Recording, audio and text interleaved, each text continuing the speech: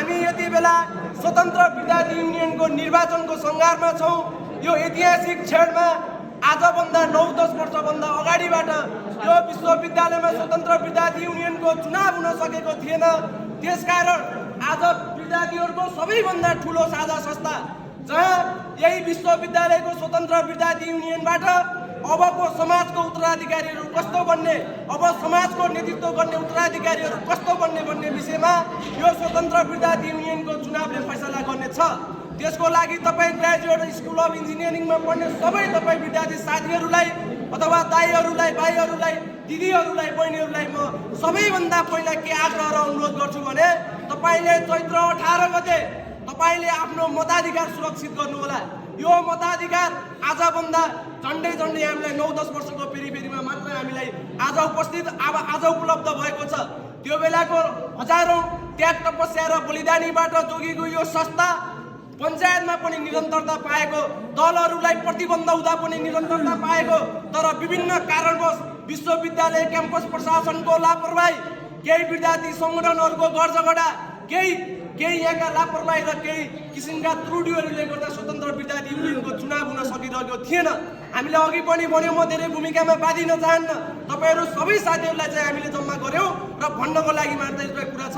हामीले अखिल क्रान्तिकारीको तर्फबाट प्रकाश विक अध्यक्ष, मोहन चौडागाई सचिव, दीप बहादुर सुनार कोषाध्यक्ष लगायतका हाम्रा साथीहरू, इभन तपाईँहरूकै इन्जिनियरिङका भाइ दाइ जे भन्नुहुन्छ तपाईँका साथीहरू, रमेश साई लगायतका हाम्रा धेरै सदस्यहरूको अनुहार हामीले तपाईँहरूको बिचमा ल्याएर आएका छौँ।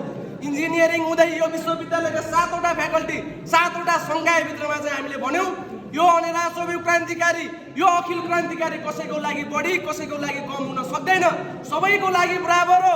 सबैको लागि बराबर भइसकेपछि प्रत्येक सङ्कायबाट प्रतिनिधित्व गराउनुपर्छ। यहाँ महिलाको प्रतिनिधित्व गराउनुपर्छ, यहाँ दलितको प्रतिनिधित्व गराउनुपर्छ, यहाँ जनजातिको प्रतिनिधित्व गराउनुपर्छ। यो भन्दै गर्दाखेरि हामीले एउटा सेट बनायौँ।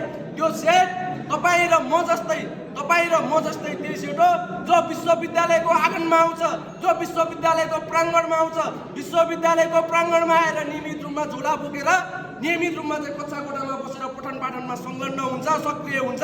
त्यहाँ विद्यार्थीका पीडाहरू पनि बुझ्छ, आफ्नो पीडा पनि महसुस गर्छ। तपाईँको पीडा र उनीहरूको पीडा, हाम्रो पीडा सबै एउटै भएको कारणले यो वास्तविक विद्यार्थीहरूको प्यानेललाई तपाईँहरू सबै वास्तविक विद्यार्थीहरूले स्वतन्त्र विद्यार्थी युनियनको चुनावमा सहयोग गर्नुपर्ने हुन्छ। केही सङ्गठनका साथीहरू हुनुहुन्छ होला, म कसैलाई यहाँ गाली गर्ने पक्षमा छैन। हामीले हाम्रो कुरा मात्रै सुनाउने हो। हामीले हाम्रो कुरा भन्यौँ, अघि पनि तपाईँहरूको बिचमा हामीले भन्यौँ। आज कतिपय विद्यार्थी नेताहरू बन्नको लागि क्याम्पस प्रशासनका एचओडी, डिन, रजिस्ट्रार र भिसीसँग मिलेर क्याम्पसको सेटिङमा स्वतन्त्र विद्यार्थी युनियनको निर्वाचन गर्नको लागि फर्जी विद्यार्थीहरू आउँदैछन्। जसले पढाइ सकाएको छ क्याम्पसको गेटमा बसेर चिया खान्छ, नियमित रूपमा झोला बोकेर विश्वविद्यालयको कक्षा कोठामा उपस्थित हुँदैन। नक्कली विद्यार्थीको खोल उडेर, त्यो आवरण उडेर तपाईँहरूको बिचमा आएर चाहिँ तपाईँलाई चिल्ला र मिठाको पर लाउन सक्ला, भन्ला हिजो हामीले यो गऱ्यौँ त्यो गऱ्यौँ सबै कुराहरू भन्ला। यही इन्जिनियरिङको सेक्टरमा तपाईँलाई थाहा छ, सायद कतिपय मान्छेलाई थाहा नहुन पनि सक्छ। इन्जिनियर राज पौडेल हाम्रो सङ्गठनको उत्पादन हो। त्यो बेलामा कुनै बेलामा रिटेकदेखि लिएर हरेक विषयका इस्युहरू उठाउँदै गर्दा प्रयोग सङ्गठनले अरू मत राख्दै गर्दा त्यो अनिवार्य हुनुपर्दछ। यसलाई कोल्याप्स गर्न पाइँदैन। इन्जिनियरिङ जस्तो हार्डकोर सब्जेक्टमा चाहिँ यो कोल्याप्स गर्न पाइँदैन भन्दै गर्दा राज पौडेलको टाउकोमा चाहिँ पुलिस प्रशासनको चाहिँ लट्ठी बजारियो, राज पौडेलको टाउको फुट्यो।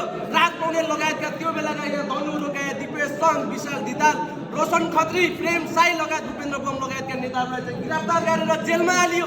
त्यो जेलमा हालिँदै गर्दाखेरि हामीले अझै पनि भन्यौँ, यहाँ हामी जित्ने कि हार्ने हामीले सरकारको विषय होइन।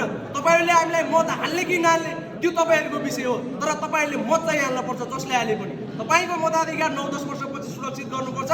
मैले तपाईँहरूको बिचमा म धेरै कुराकानी गर्ने पक्षमा छैन। हामी को समर्थक मान्छे हो तपाईँहरूलाई थाहा छ, कुलमान घिसिङ समर्थक मान्छेहरू हो हामी।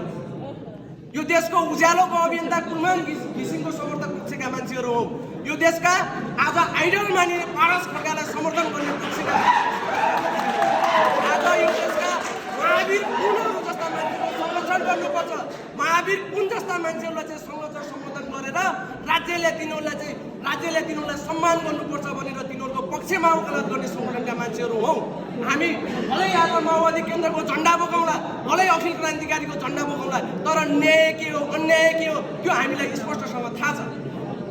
कसलाई कहाँ राख्दा ठिक हुन्छ, कसलाई कहाँ राख्दा ठिक हुँदैन भन्ने विषयमा हामी स्वविवेक प्रयोग गरेर चाहिँ हामी मजाले हामी चाहिँ उनीहरूको विषयमा चाहिँ वकालत गर्ने हाम्रो ठाउँमा छौँ। साथीहरू, म तपाईँको धेरै समय लिन चाहन्न, मैले भन्नुपर्ने कुराकानी भनिसकेँ। हामीसँग चाहिँ अध्यक्ष सदस्य सम्मानका साथीहरू यहाँ आउनुभएको छ। तपाईँहरूको बिचमा हामी खाली आएका छैनौँ, तपाईँहरूको बिचमा हामीले एजेन्डा लिएर आएका छौँ। त्यो एजेन्डा कस्तो एजेन्डा, उधारो एजेन्डा होइन।